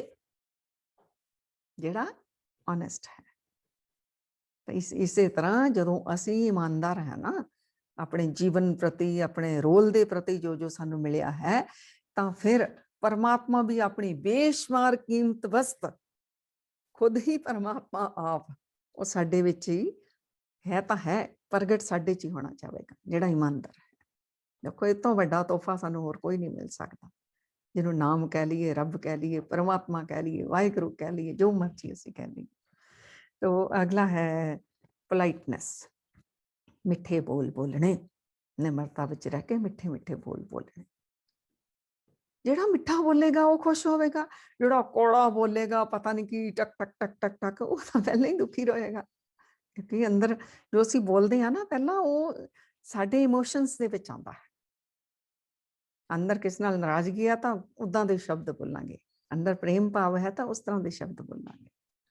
सो ये जिहड़ा है मिठे बोल बोलने, इहदे नाल तां गुरु महाराज कहंदे गंढ प्रीति मिठे बोल। जदों मिठे बोल बोलदा तेरी प्रेम दी सांझ बनदी है, ਉਹ ਮਿੱਠੇ ਬੋਲਾਂ ਦੇ ਨਾਲ। ਟੁੱਟਦੀ ਕਿਵੇਂ ਹੈ ਤੇਰੀ ਸੋਸਾਇਟੀ ਵਿੱਚ, ਰਿਸ਼ਤਿਆਂ ਵਿੱਚ, ਸੰਸਾਰ ਵਿੱਚ ਕਿਵੇਂ ਟੁੱਟਦੀ? ਟੂਟ ਪ੍ਰੀਤ ਗਈ ਬੁੜ ਬੋਲ। ਜਦੋਂ ਬੁਰੇ ਬੋਲ ਬੋਲਦਾ ਤੇਰੀ ਪ੍ਰੀਤੀ ਟੁੱਟ ਜਾਂਦੀ, ਜਦੋਂ ਮਿੱਠੇ ਬੋਲਦਾ ਤੇਰਾ ਕਨੈਕਸ਼ਨ ਜੁੜਦਾ। ਔਰ ਇਹ ਰਿਸਰਚ ਕਹਿ ਰਹੀ ਹੈ ਕਿ human connection actually is very close to happiness. ਜਿਹੜਾ ਕਨੈਕਸ਼ਨ ਜੁੜਦਾ ਨਾ, ਇਹ ਕਲੋਜ਼ ਹੈ ਹੈਪੀਨੈਸ ਦੇ, ਖੁਸ਼ੀ ਹੁੰਦੀ ਹੈ ਅੰਦਰੋਂ। तो जो कनैक्शन नहीं जुड़े होंगे वैसे बैठे होंगे हैं, खुशी नहीं मिलती। तो ये कितना असीं ध्यान रखिए। तो गुरु महाराज तो कहते निवण स्वखर खवन गुण जेवा मणिया मंत, ये त्रै भैणे वेस कर तां बस आवी कंत।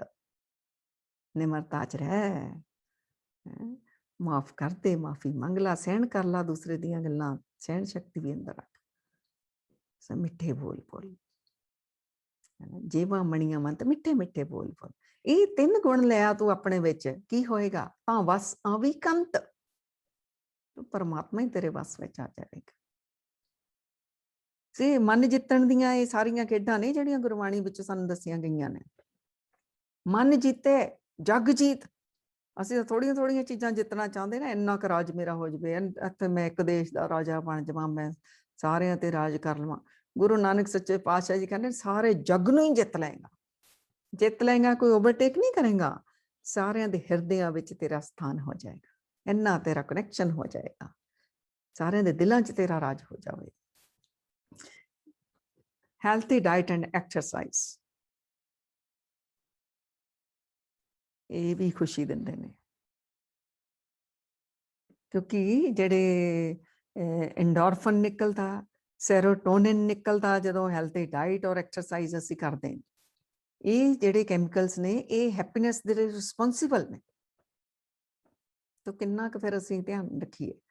ਔਰ ਇਹ ਅਸੀਂ ਜਿਹੜਾ ਰਹਿ ਰਹੇ ਹਾਂ ਨਾ, ਸਾਡੀ ਜਿਹੜੀ ਆਤਮਾ ਹੈ, ਅਸੀਂ ਸੋਚਦੇ ਹਾਂ ਵੀ ਸ਼ਾਇਦ ਅਸੀਂ ਕਿਸੇ ਘਰ 'ਚ ਰਹਿ ਰਹੇ ਹਾਂ, ਕਿਸੇ ਘਰ 'ਚ ਰਹਿਣਾ, ਅਸੀਂ ਇਹਦੇ ਵਿੱਚ ਹੀ ਰਹਿਣਾ।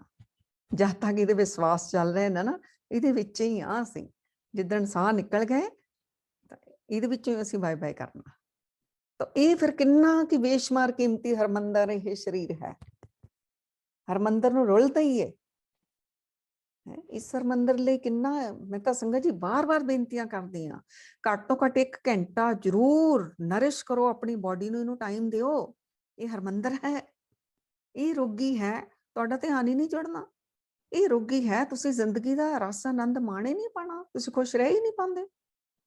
ਸੋ ਇਹਨੂੰ ਟਾਈਮ ਦਿਓ, ਐਕਸਰਸਾਈਜ਼ ਕਰੋ, ਵਾਕ ਕਰੋ, ਜੋ ਵੀ ਤੁਸੀਂ ਇਹਦੇ ਲਈ ਕਰ ਸਕਦੇ ਹੋ ਕਰੋ। ਔਰ ਖਾਣਾ ਉਹੀ ਖਾਓ ਜਿਹੜਾ ਸਰੀਰ ਨੂੰ ਤੰਦਰੁਸਤ ਰੱਖਣ ਦੇ ਲਈ ਚਾਹੀਦਾ ਹੈ। ਇਹ ਸੌਖੀ ਗੱਲ ਹੈ। ਮਹਾਰਾਜ ਕਹਿੰਦੇ ਬਾਬਾ ਹੋਰ ਖਾਣਾ ਖੁਸ਼ੀ ਖੁਆਰ, ਚਿੱਤ ਖਾਦੇ ਤਨ ਪੀੜੀਐ ਮਨ ਮੈਂ ਚਲੇ ਵਿਕਾਰ।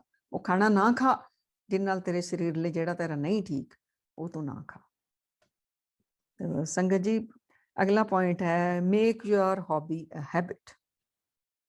ਜਿਹੜੀ ਵੀ ਤੁਹਾਡੀ ਹੌਬੀ ਹੈ, ਤੋ ਜ਼ਿੰਦਗੀ ਦੀ ਦੌੜ ਦੇ ਵਿੱਚ ਨਾ ਆਪਣੀਆਂ ਹੌਬੀਜ਼ ਸਾਡੀਆਂ ਕਿਤੇ ਗਵਾਚ ਗਈਆਂ ਨੇ, ਉਹ ਨਹੀਂ, ਉਹਦੇ ਨਾਲ ਜੁੜੋ। ਕਿਸੇ ਨੂੰ ਖੇਡਣਾ ਅੱਛਾ ਲੱਗਦਾ ਹੈ, ਟਾਈਮ ਥੋੜਾ ਕੱਢੋ ਆਪਣੇ ਲਈ। ਕਿਸੇ ਨੂੰ ਪੇਂਟਿੰਗ ਅੱਛੀ ਲੱਗਦੀ ਹੈ, ਕਿਸੇ ਨੂੰ ਮਿਊਜ਼ਿਕ ਅੱਛਾ ਲੱਗਦਾ ਹੈ, ਆਪਣੀ ਹੌਬੀਜ਼ ਸਾਰਿਆਂ ਨੂੰ ਪਤਾ ਹੁੰਦੀਆਂ ਨੇ। ਇਹਦੇ ਲਈ ਵੀ ਉਹਨਾਂ ਨੇ ਰਿਸਰਚ ਕੀਤੀ ਹੈ ਕਿ ਜਿਹੜਾ ਡੋਪਾਮਾਈਨ ਹੈ ਉਹ ਕੈਮੀਕਲ ਨਿਕਲਦਾ ਹੈ ਜਦੋਂ ਤੁਸੀਂ ਆਪਣੀ ਹੌਬੀ ਦੇ ਨਾਲ ਜੁੜਦੇ ਹੋ। ਇਹ ਡੋਪਾਮਾਈਨ ਵੀ ਜਿਹੜਾ ਰਿਸਪੌਂਸੀਬਲ ਹੈ ਸਾਡੀ ਖੁਸ਼ੀ ਦੇ ਲਈ, ਬਸ ਖੁਸ਼ੀ ਵਾਲਾ ਹਾਰਮੋਨ ਹੈ। ਤੋ ਕਿਸੇ ਨੂੰ ਕੁਕਿੰਗ ਅੱਛੀ ਲੱਗਦੀ ਹੈ, ਜੋ ਵੀ ਤੁਹਾਡੇ ਆਪਣੀ ਹੌਬੀ ਹੋਵੇਗੀ। ਸੋ ਇਹਦੇ ਨਾਲ ਆ ਜਾਣਾ ਆਪਣੇ ਗੁਣਾਂ ਦੀ ਜਿਹੜੀ ਆ, ਜਿਹੜੇ ਤੁਹਾਡੇ ਗੁਣ ਨੇ ਉਹਨੂੰ ਆਪਣੀ ਆਦਤ ਬਣਾਓ, ਇਹ ਤੁਹਾਡਾ ਗੁਣ ਹੈ। ਔਰ ਆਪਣੇ ਗੁਣਾਂ ਦੀ ਸਾਂਝ ਪਾਓ। ਗੁਰੂ ਨਾਨਕ ਸੱਚੇ ਪਾਤਸ਼ਾਹ ਦੇ ਕਹਿੰਦੇ ਨੇ ਗੁਣਾਂ ਦੀ ਸਾਂਝ ਪਾਓ ਇੱਕ ਦੂਸਰੇ ਦੇ ਨਾਲ। ਤੁਹਾਡੇ ਕੋਲ ਗੁਣ ਹੈ, ਕਿਸੇ ਹੋਰ ਨੂੰ ਵੀ ਵੰਡੋ, ਉਹਦੇ ਵਿੱਚ ਕਿਸੇ ਦਾ ਤੁਸੀਂ ਵੀ ਲੈ ਲਓ। ਤਾਂ ਕੋਈ ਵੀ ਅਗਰ ਤੁਹਾਡੀ ਹੌਬੀ ਹੈ, ਤੁਸੀਂ ਨੋਟ ਕਰਿਓ ਜਦੋਂ ਉਹਦੇ ਵਿੱਚ ਤੁਸੀਂ ਜੁੜਦੇ ਹੋ। ਮੈਂ ਮੰਨ ਲਓ ਕਿਸੇ ਦੀ ਪੇਂਟਿੰਗ ਹੈ, ਉਹ ਇੰਨਾ ਪੇਂਟਿੰਗ ਦੇ ਵਿੱਚ ਡੁੱਬ ਜਾਂਦਾ, ਉਹਨੂੰ ਸਾਰਾ ਸੰਸਾਰ ਭੁੱਲ ਜਾਂਦਾ। ਤਾਂ ਇਹ ਵੀ ਇੱਕ ਕਿਸਮ ਦੀ ਮੈਡੀਟੇਸ਼ਨ ਹੀ ਹੈ। ਸੈਲਫ ਦੇ ਨਾਲ ਜੁੜਨ ਦੀ ਇੱਕ ਟੈਕਨੀਕ ਹੈ ਵੀ। ਉਹ ਖੁਸ਼ੀ ਮਹਿਸੂਸ ਕਰੋਗੇ ਤੁਹਾਡੀ ਜੋ ਵੀ ਹੌਬੀ ਹੋਵੇਗੀ।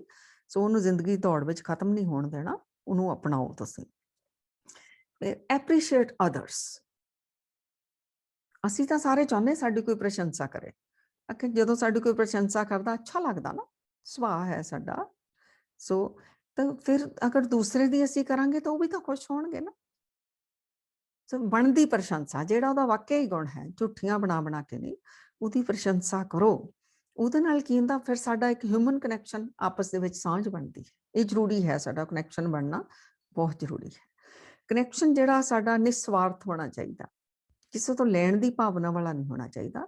ਇਹ ਪ੍ਰੇਮ ਵਾਲਾ ਕਨੈਕਸ਼ਨ ਸਾਡਾ ਆਪਸੀ ਹੋਣਾ ਚਾਹੀਦਾ, ਕਿਉਂਕਿ ਸਾਰੇ ਅਸੀਂ ਇੱਕ ਵਿੱਚੋਂ ਹੀ ਆਏ ਹਾਂ, ਇੱਕੋ ਦਾ ਹੀ ਅਸੀਂ ਸਾਰੇ ਜਾਣੇ ਪਸਾਰੇ ਹਾਂ। ਕੋਈ ਜਿੰਨੀਆਂ ਵੀ ਗੱਲਾਂ ਹੈ ਸਾਰੀਆਂ ਸਾਡੀਆਂ ਹਿਊਮਨ ਕਨੈਕਸ਼ਨ ਹੀ ਜੋੜ ਰਹੀਆਂ ਨੇ।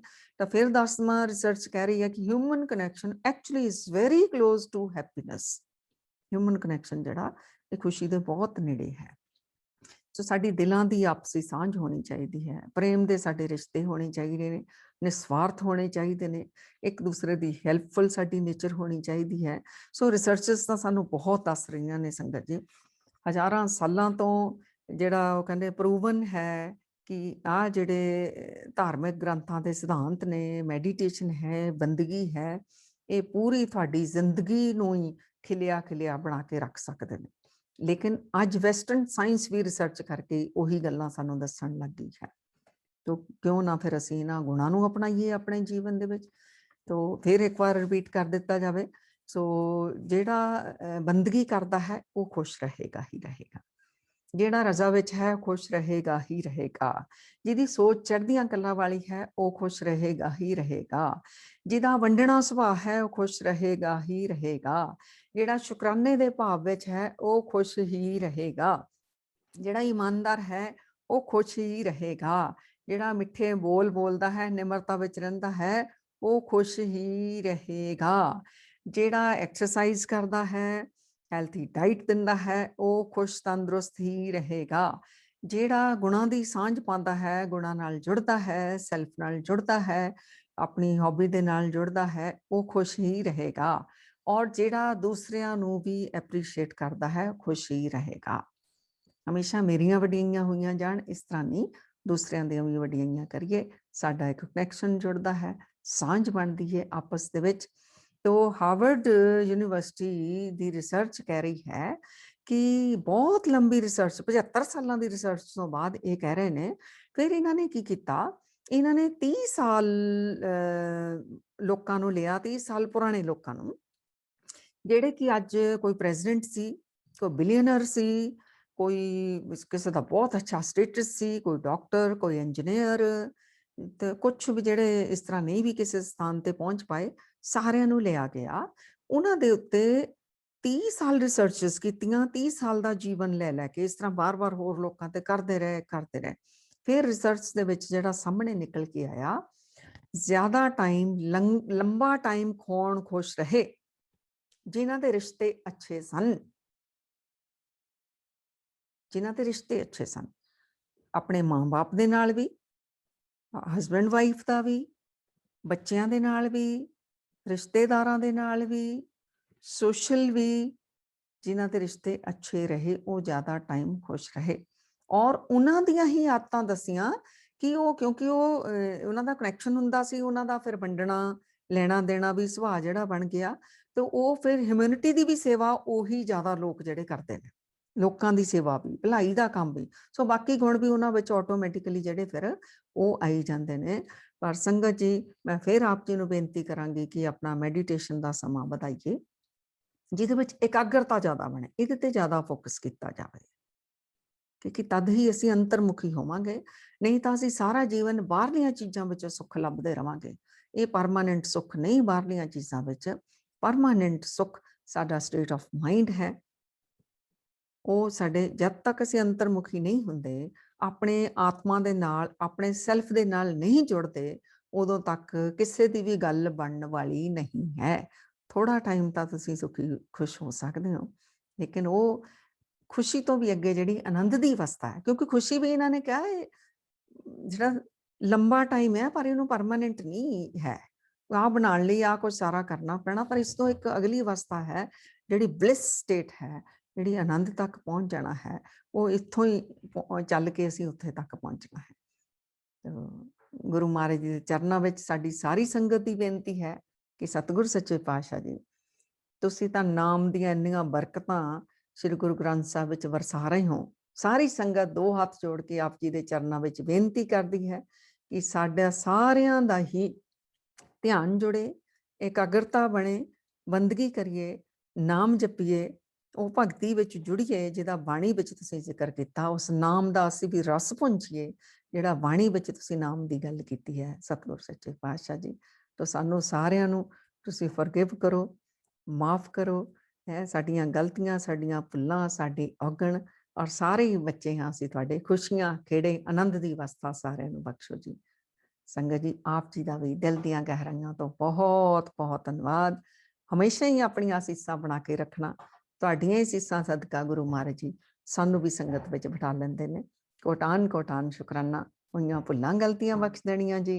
ਹਿਰਦੇ ਦੀਆਂ ਗਹਿਰਾਈਆਂ ਤੋਂ ਪ੍ਰੇਮ ਸਹਿਤ ਵਾਹਿਗੁਰੂ ਜੀ ਕਾ ਖਾਲਸਾ, ਵਾਹਿਗੁਰੂ ਜੀ ਕੀ ਫਤਿਹ।